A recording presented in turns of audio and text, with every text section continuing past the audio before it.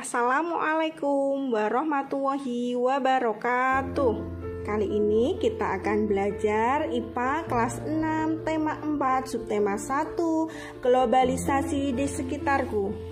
Materi kali ini adalah proses menghasilkan energi listrik. Listrik memiliki peran penting di era globalisasi.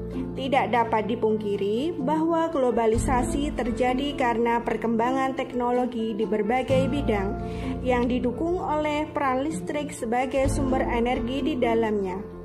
Dengan ditemukannya televisi, komputer, dan telepon genggam, arus informasi kemudian menyebar dengan begitu cepat ke berbagai negara di berbagai belahan dunia. Kebutuhan akan listrik kemudian menjadi suatu hal yang harus dipenuhi bagi semua negara di era globalisasi saat ini. Dari manakah energi listrik dihasilkan? Energi listrik dihasilkan oleh pembangkit tenaga listrik.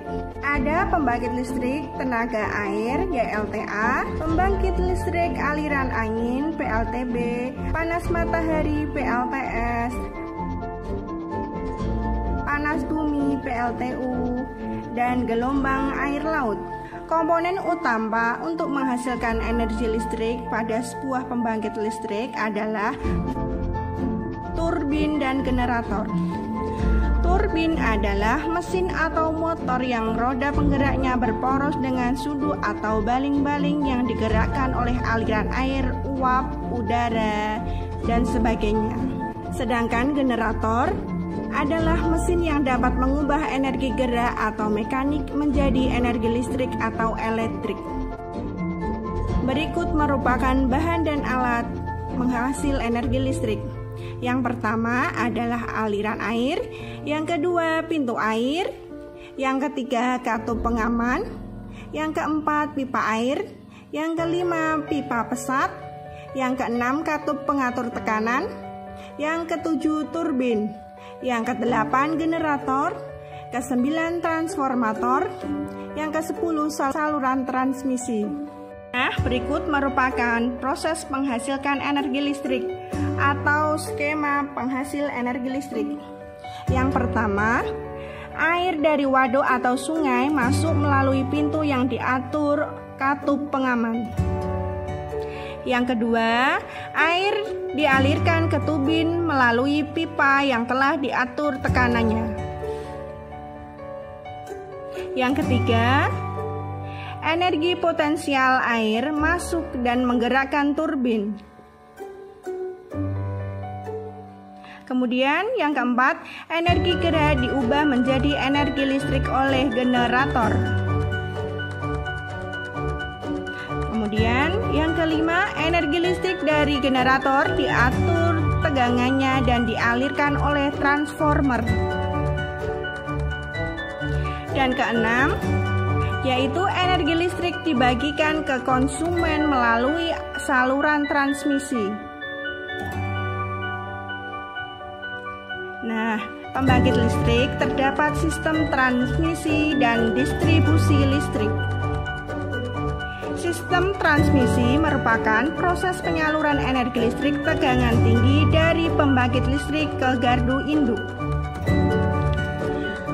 Kemudian, sistem distribusi energi listrik yaitu proses penyaluran energi listrik dari gardu induk ke konsumen atau pengguna, biasanya di kantor-kantor, di rumah-rumah, di sekolah, di pabrik-pabrik.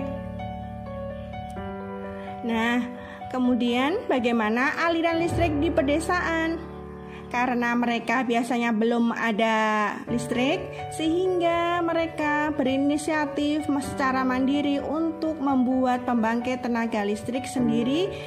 Nah, karena mereka biasanya sulit mendapatkan listrik, sehingga mereka berinisiatif secara mandiri untuk membuat pembangkit listrik sendiri dengan pemanfaatan aliran sungai atau air terjun.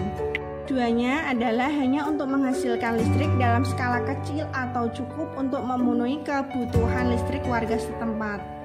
Nah, pembangkit listrik mikrohidro hanya memanfaatkan sumber energi alternatif dari aliran air yang ada di lingkungan sekitar, sehingga memanfaatkan kincir angin Tujuannya adalah untuk menghasilkan listrik dalam skala kecil atau cukup untuk memenuhi kebutuhan listrik warga setempat. Nah, pembuatan energi listrik tersebut dapat disebut pembangkit listrik mikrohidro, yaitu memanfaatkan sumber energi alternatif dari aliran air yang ada di lingkungan sekitar, yaitu dengan menggunakan gerakan kincir air. Dengan memanfaatkan kincir air untuk mengubah energi gerak aliran air sungai menjadi energi listrik, sehingga warga-warga di pedesaan bisa menggunakan aliran listrik walaupun tidak ada aliran listrik dari pemerintah.